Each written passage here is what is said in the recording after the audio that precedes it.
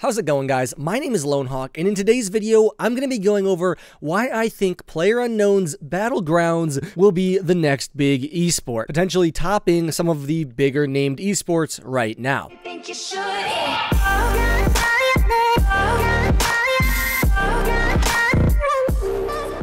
I need to split up Battlegrounds into 3 different categories to more easily show you how it can be an amazing esport. And these 3 categories are going to be competitiveness, viewability, and adaptability. 3 things that are key in any esport. Let's start by talking about competitiveness.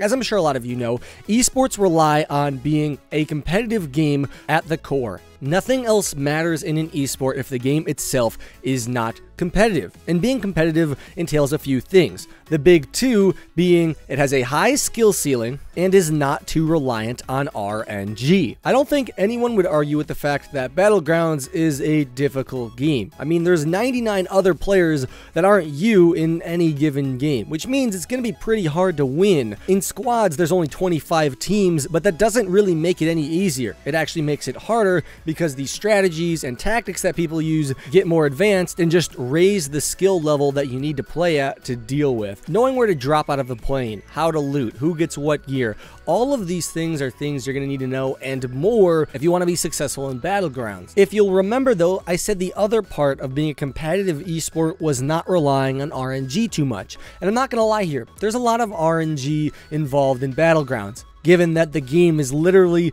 entirely dictated where you go by RNG. The circle is random every game, and where you'll have to go to fight people is different every time.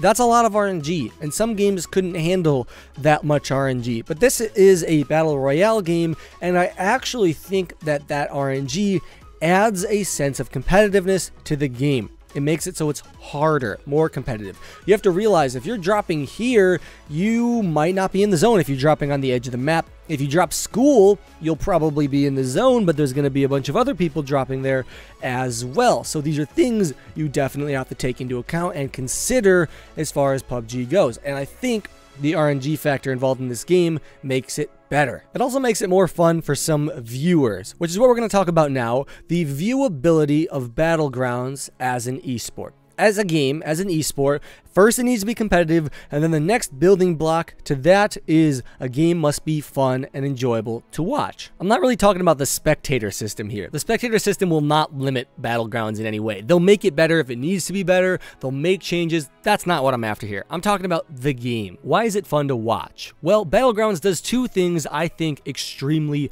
right. It has a very good pace to it, and it has a very good complexity to it at every different level. We're actually going to start by talking about complexity of Battlegrounds first. Why is its complexity a drawing feature for someone that wants to watch an esport?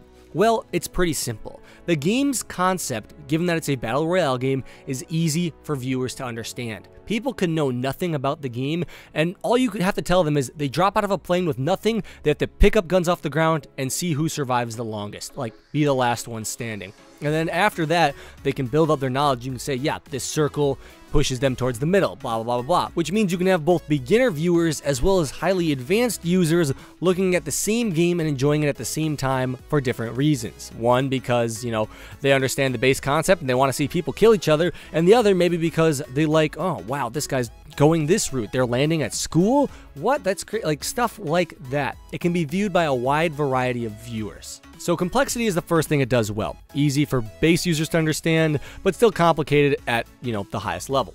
The next thing I really like about Battlegrounds is that it has an amazing sense of pace. The pace of the game is somewhat slow in the beginning, unless teams, like a lot of them, land near each other, and as they loot and the circle gets smaller, the pace will increase and get faster and faster and faster until you climax at this big suspenseful moment at the last few circles. And that's fun to watch. And that sort of strategy for the pace of a game has seen so much success in esports over the past few years. Dota 2 and League of Legends are probably 2 of the biggest esports, and both of them share a similar pace every game. If you don't know anything about MOBAs, the beginning of the game starts out kind of slow. You got people in something called the laning phase, where they're just kind of farming minions, getting gold, and building up items.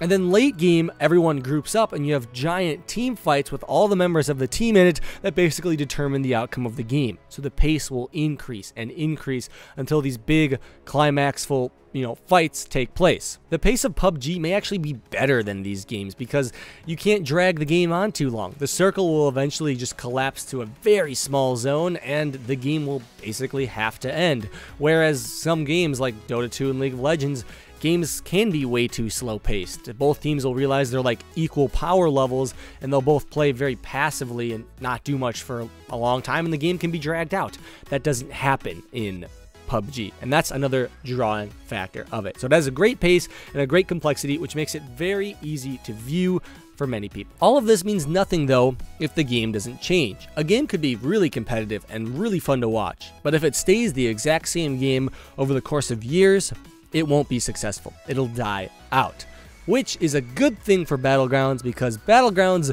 isn't like that.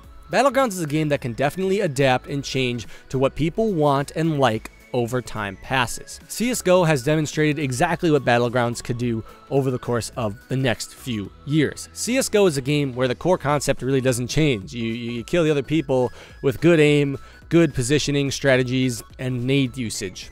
That's pretty much it, and you gotta be smart knowing what weapons to buy.